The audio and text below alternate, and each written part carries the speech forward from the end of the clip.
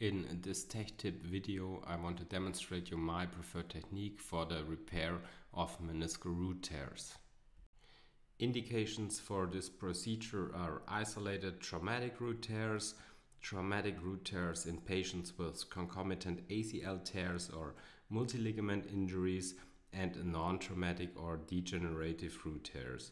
Contraindications include advanced osteoarthritis with a Kellgren-Lawrence grading of 3 or 4, diffuse articular cartilage degeneration of ICRS grade 3 and 4, and uncorrected varus malalignment of more than 5 degrees in case of a medial meniscal root tear. The technique I prefer is an arthroscopic transtibial pull-out repair. The basic principle of this technique is shown here. The torn meniscus root is sutured with a specific suture passing device. Next, a transtibial tunnel is made. The sutures are passed through the tunnel and fixed at the anteromedial tibia.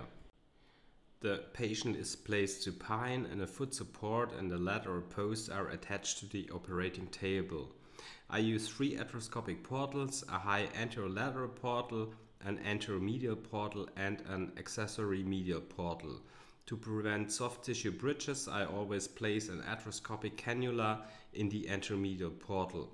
For transtibial tunnel drilling and suture fixation, another skin incision is made on the anteromedial tibia, just proximal to the pes anserinus. In the following, I will demonstrate you my technique in a patient with a non-traumatic or degenerative medial meniscal root tear. Here you can see the lesion. The posterior horn is unstable during probing and the lift-up test is positive. The first step of the repair is a thorough debridement of the insertion site. It is important to remove the cartilage and to create a bleeding bone bed to allow healing of the reattached root. A meniscal rasp is used to create microbleedings at the undersurface of the posterior meniscal horn. The next step is to suture the meniscus. I use a self-retrieving suture passing device which makes suture passage quite easy, and I prefer non-absorbable braided suture. In this case, a horizontal mattress suture configuration was used. Therefore, the suture passer has to turn upside down for the second stitch. The suture is then cinched at the undersurface of the meniscus to secure the suture. I usually use 2 sutures as shown here. The sutures are then retrieved through the accessory medial portal in order to facilitate suture management.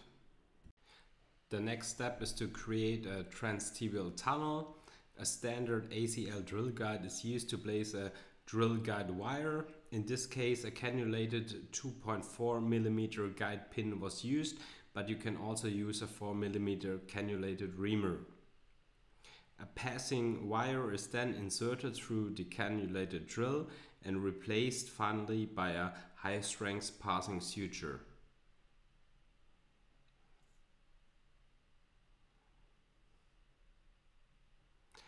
The meniscus sutures are then shuttled out of the anteromedial portal, and the blue passing suture is finally used to pull the sutures out of the transtibial tunnel.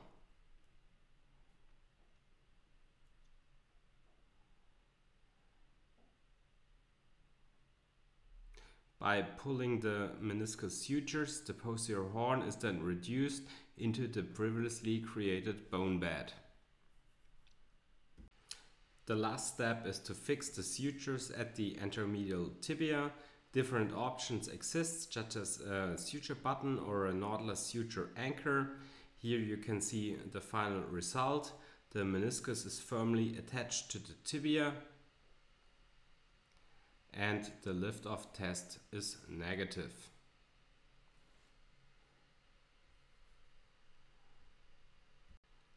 Thank you very much.